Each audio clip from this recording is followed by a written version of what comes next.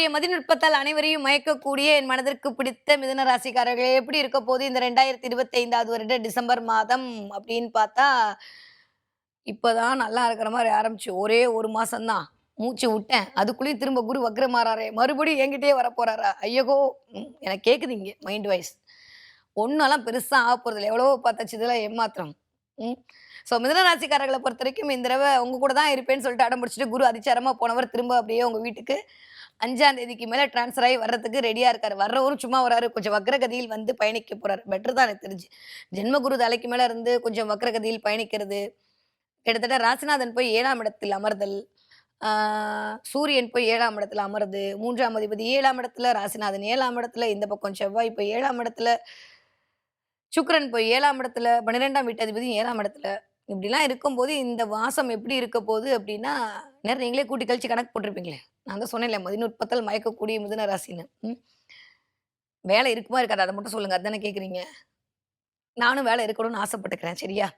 அடுத்தவர்களுக்காக ஓடி ஓடி உழைக்க போறீங்க. எப்பயுமே நம்ம அடுத்தவங்களுக்கு உழைச்சா நம்மளுக்கு என்ன கிடைக்கும்னு தான் யோசிப்போம்.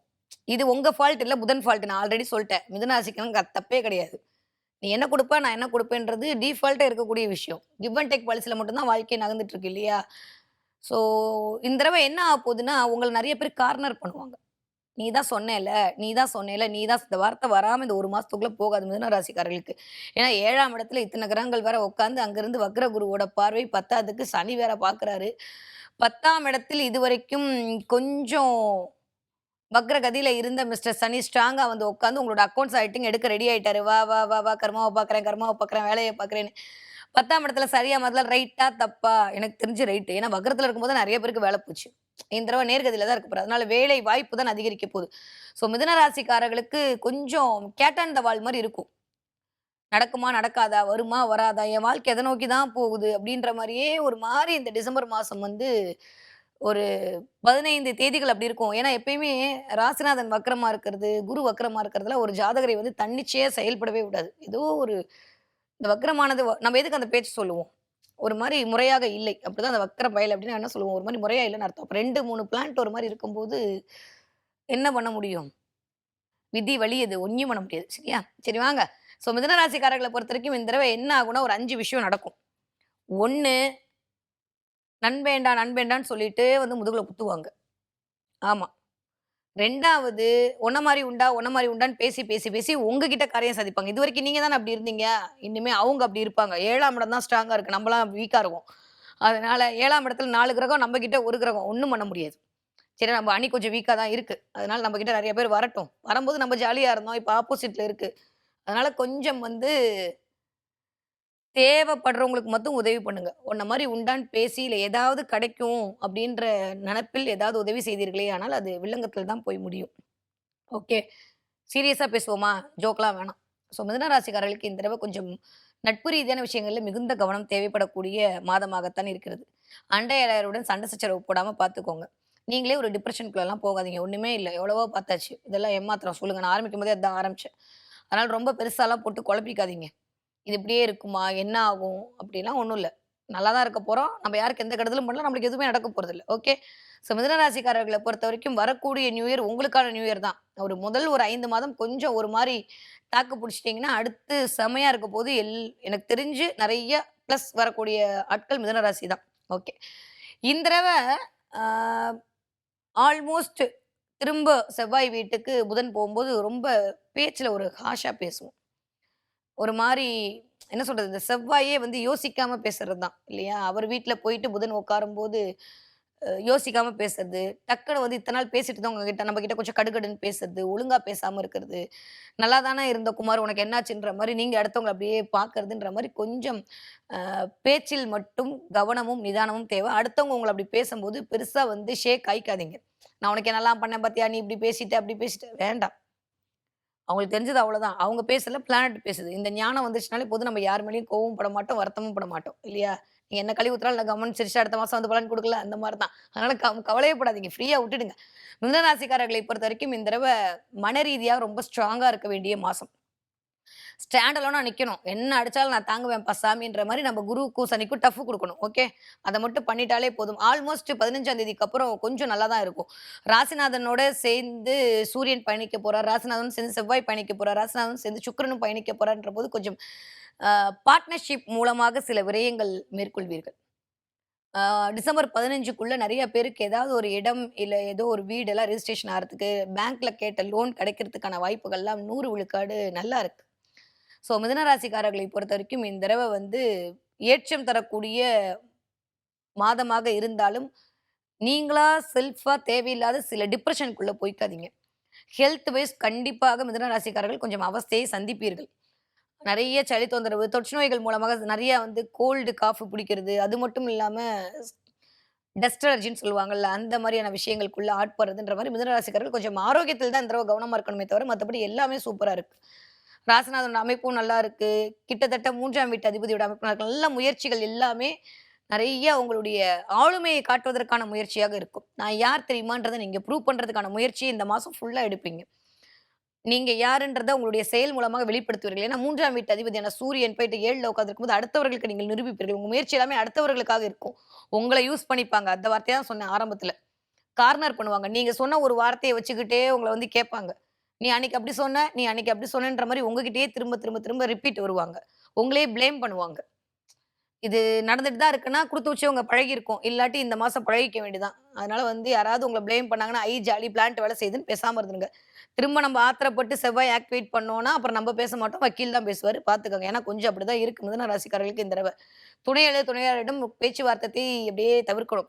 வெளி வட்டார பழக்கவழக்கம் சூப்பரா இருக்கும். நெறைய பேருக்கு மதிப்பு, மரியாதை, அந்தஸ்து, கௌரவம் எல்லாம் உயரப்போகுது. நெறைய போட்டி மனப்பான்மை வரும்.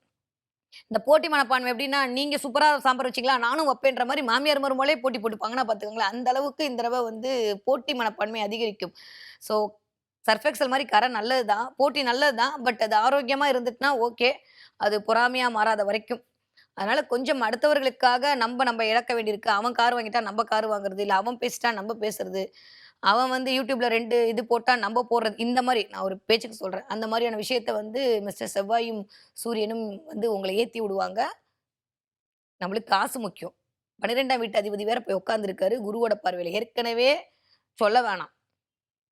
சும்மாவே உட்கார்ந்து 2019 இருந்தே நம்மளுக்கு விரயத்த மட்டும் தான் குடுத்துட்டு இருக்காரு இந்த குரு. என்னதான் நல்லவரு சொன்னாலும் நம்மளுக்கு மட்டும் நல்லது பண்ற மாரி தெரியல. ஆனா இந்த தடவ விரயம் நடக்கும். கவனமா இருக்கணும். நெறைய பேருக்கு கொஞ்சம் தேவையில்லாத விரயம், மருத்துவ விரயம் வருவதற்கான வாய்ப்பு இருக்கு. ஆரோக்கியத்தில் மிகுந்த கவனம் தேவை. ஸோ மிதுன ராசிக்காரர்கள பொறுத்தவரைக்கும் கொஞ்சம் அலர்ட்டா இருக்கணும். அடுத்தவங்க வந்து உங்கள கொஞ்சம் இன்ஃப்ளூயன்ஸ் பண்ணும்போது கொஞ்சம் கவனமாக இருக்கணும். நீங்க யார்கிட்டயும் வந்து எந்த வாக்குறுதியும் குடுக்காம இருக்கணும். பேச்சுல வந்து கொஞ்சம் நிதானம் இருக்கணும். கொஞ்சம் கோவப்படாம இருங்க. டென்ஷன் ஆவாதீங்க.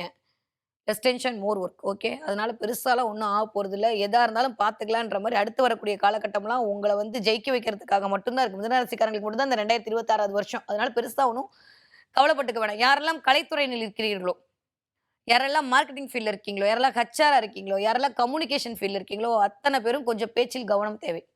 யாரெல்லாம் கேமரா பிடிக்கிறீங்களோ, ஏன்னா இதுவரைக்கும் அங்க உட்காந்துட்டு ராகு வேற பார்க்குறாரு. ராகுலாம் வந்து கேமராவ இண்டிகேட் பண்ணுவாரு.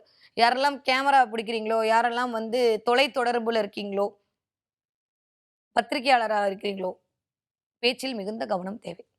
இது மட்டும் தான் இந்த தடவ. நீங்க ஏதாவது சாதாரணமா கேட்பீங்க. அவங்க அத வேற மாரி புரிஞ்சுகிட்டு, உங்கள வந்து வேற மாரி பதில் சொல்லி, வேற மாரி சின்ன சின்ன அ அ என்ன சொல்றது? மன ரீதியான அவமானங்களை உண்டு பண்ணுவாங்க. ஆப்போசிட்டா இருக்கவங்க ஸ்ட்ராங்கா இருக்காங்க. அத மட்டும் பார்த்துக்கங்க. நீங்க தேவையில்லாம போயிட்டு அவங்கட்ட போய் ஏதாவது சொல்லி, நீங்க ஏதாவது ப்ரூஃப் காட்டி, அது எதுக்கும் வேலைக்கு ஆவாது. அவங்க நெறைய ப்ளேம் பண்ணுவாங்க உங்கள. அதனால அதெல்லாம் கேட்க வேண்டிய சூழ்நிலை தான் இருக்கும். அத மட்டும் ஞாபகம் வச்சுக்கோங்க. விரயமாகாம பார்த்துக் கொள்ளுங்கள். ஹெல்த்த ரொம்ப, ரொம்ப, ரொம்ப, ரொம்ப பார்த்துக்க வேண்டிய காலகட்டமா இருக்கு. நடையோ நடன் நடப்பீங்க இந்த தடவ. ஏன் நடப்பீங்கன்னுலாம் தெரியாது. உங்களுக்குன்னே பஸ் போய் ஒரு 4 கிலோமீட்டருக்கு அந்த பக்கம் தான் நிக்கும். ஷேர் ஆட்டோ தண்ணியா இருக்குன்னு அந்த பக்கம் தான் போய் நிக்கும். எப்படியோ நடப்பீங்க. இந்த தடவ மிதுன ராசிக்காரர்கள் நடையோ நடன் நடக்க வேண்டிய காலகட்டமா இருக்கு. நல்லது தான். அதனால கொஞ்சம் நடை அதிகரிக்கும். கொஞ்சம் வந்து தோரணை அதிகரிக்கும். நெறைய பேருக்கு கொஞ்சம் லைட்டா அந்த ஈகோ எட்டி பார்க்கும். அத மட்டும் அப்படியே சுவிட்ச் போட்டு ஆஃப் பண்ணிடுங்க. ஸோ இது மட்டும் தான் அந்த தடவ ஒரே ஒரு ப்ரெடிக்ஷன். எதுக்கு இவ்ளோ நேரம் நான் மிதுனத்துக்கு பேசுறேன்னா, கொஞ்சம் அப்படிதான் இருக்கு. அப்பயே நீங்க சொல்லியிருக்கலாமே, நீங்க ஒரு வார்த்தை கேட்டுறக்கூடாதுல்ல. அதுக்காண்டி தான் இவ்ளோ நேரம் சொல்லிட்டு இருக்கேன். ஸோ மிதுன ராசிக்காரர்களை பொறுத்தவரைக்கும் இந்த தடவ தொட்டதெல்லாம் துலங்கக்கூடிய காலகட்டமா இருக்கு. அடுத்தவர்கள் விஷயத்தில் மட்டும் கவனமாக இருக்க வேண்டும். படிக்கிற பிள்ளையா இருந்தாலும் சரி, எந்த வயது ஒத்தவர்களுக்கும் இந்த இடத்துல மட்டும் நீங்கள் கவனமாக இருந்து கொண்டால் போதுமானது. ஓகே. நெறைய பேருக்கு புது விஷயங்கள்லாம் நடக்க போகுது. புதுமனை புகு விழாலாம் பண்ண போறீங்க. பார்ட்னர்ஷிப்போட சில விஷயங்கள்லாம் மேற்கொள்வீங்க. 20 வயதிலிருந்து 40 வயது இருக்கக்கூடிய மிதுன ராசிக்காரர்களுக்கு ஃபென்டாஸ்டிக்கான டைம் பீரியட். 40 வயதிலிருந்து 50, 55 வயது வரைக்கும் இருக்கக்கூடிய மிதுன ராசிக்காரர்களுக்கு வேற லெவல் டிரான்ஸ்ஃபர்மேஷன். வாழ்க்கையில நீங்க யாருன்றத உலகத்துக்கு ப்ரூவ் பண்ணுவீங்க. இதுவரைக்கும் இல்லாம அதுதானே சில விஷயம். என்கிட்ட வீடு இருக்கு, என்கிட்ட கார் இருக்கு. இதுதானே வாழ்க்கை. அடுத்தவங்களுக்கு நான் காட்டுறதுக்கு தானே அப்படி தானே ஓடுது. அந்த மாரியான அமைப்புல இந்த மிதுன ராசிக்காரங்க போவீங்க. அப்ப என்ன நடக்கும்? இதெல்லாம் கிடைக்க போது. நெறைய பேருக்கு வண்டி, வாகன, பொருள் சேர்க்கை, சுப விரயமா நடக்க போது. நெறைய பேர் வீட்ல டும் சத்தம் கிடக்க போது. நெறைய பேருக்கு கல்யாணம் நடக்கிறதுக்கான வாய்ப்புகள், குழந்தைங்களுக்கு ஒரு சந்தோஷம் எல்லாமே நல்லா இருக்கு.